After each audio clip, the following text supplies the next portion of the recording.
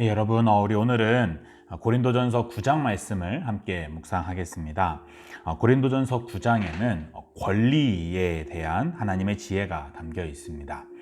고린도 교회는 바울을 되게 속상하게 하는 교회였어요.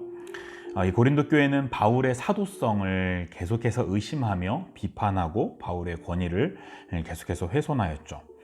이에 대하여서 바울은 대답하면서 마땅히 받아야 할 자신의 사도로서의 권리마저도 이 복음을 위하여서는 포기할 것이다 라고 말하죠. 그것이 하나님의 지혜다 라고 말하는 겁니다.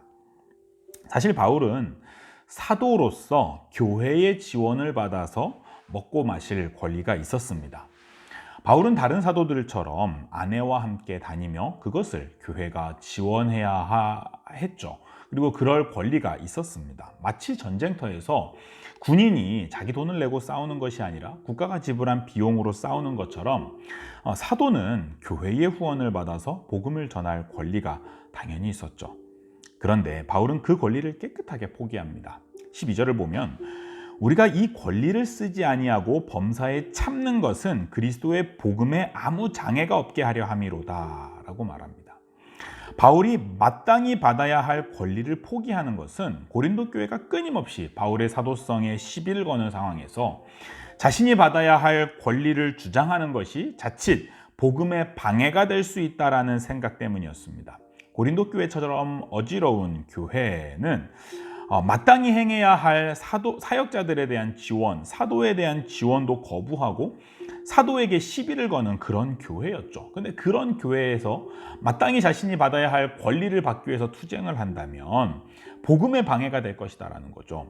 누군가 이 복음을 받지 못하고 누군가 이 복음을 믿지 못하는 이런 저주스러운 일이 벌어질 거다라고 생각했던 겁니다.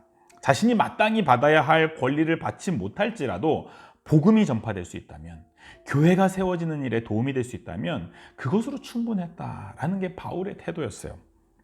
이것은 언제나 바울이 가지고 있었던 태도였습니다. 복음만 전파될 수 있다면 바울은 자신이 모욕을 당하여도 그것을 감수할 수 있고 자신이 손해를 볼지라도 상관이 없었습니다. 언제나 이 바울에게 있어서 중요한 것은 복음 전파였죠. 왜냐하면 하나님께서 원하시는 것이 그것이었고 바울은 철저하게 자신이 하나님의 종이라고 생각하였기 때문입니다. 자신은 그리스도의 종으로서 그리스도께서 원하시는 주인의 뜻이 이루어질 수 있다면, 주인의 명예만 훼손되지 않는다면 자신에게 돌아올 권리나 자신이 주장할 보상은 상관이 없었습니다.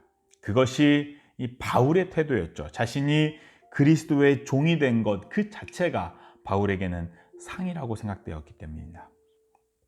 바울은 23절에서 고백하는 것처럼 철저하게 복음을 위하여서 모든 것을 행하였습니다. 그리스도께서 이 땅에 오셔서 세우신 하나님의 나라의 복음, 그 십자가의 복음을 전하는 일을 위하여서는 끊임없이 자신을 쳐서 복종시키고 자신의 권리를 포기하며 오랫동안 참고 견뎠습니다. 사람들은 누구나 자신의 명예, 꿈, 이익을 위해서 살아가거든요. 근데 그것은 사실은 자신이 주인이 되어서 살아가는 삶의 모습입니다. 권리를 주장하는 것은 사실은 자신이 주인이 되어 있다라는 태도이죠. 진정으로 복음을 위하여 살아가는 사람들은, 그리스도의 종으로 살아가는 사람들은 그렇게 하지 않습니다. 오직 주인의 뜻, 하나님 나라의 복음을 전하며 교회를 세우는 일을 위해서는 자신이 마땅히 받아야 하고 받을 수도 있는 권리를 포기할 줄 알죠.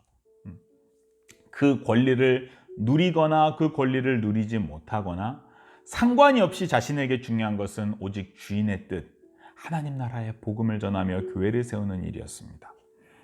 사랑하는 여러분, 하나님께서 우리에게 주시는 상, 이 수고에 대해서 마땅히 받아야 할 보상은 사실은 우리가 그리 신경 쓰지 않아도 되는 영역입니다. 그것은 주인의 영역이죠.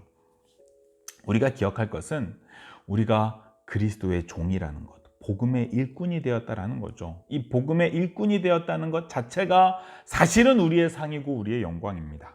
이를 깊이 깨닫는 사람들은 오직 복음을 위해서 살아갑니다. 자신이 받아야 할 권리를 위해서 살아가는 것이 아니라 오직 복음을 위해서, 교회를 위해서 살아가죠. 복음을 위해서라면, 교회를 위해서라면 마땅히 자신이 받아야 할 권리도 포기하고 때로는 모욕도 당하고 때로는 손해를 볼 수도 있습니다.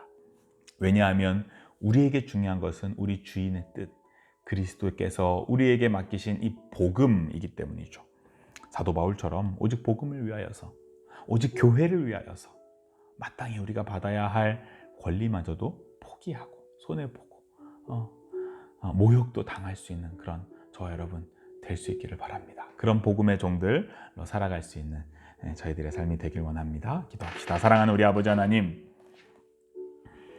주님은 우리를 위하여서 자신의 몸을 아끼지 않고 내어주셨고, 주님은 우리를 위하여서 하나님의 아들이 마땅히 받아야 할 권리를 포기하고 십자가를 지시며 아버지 하나님의 뜻을 이루셨습니다.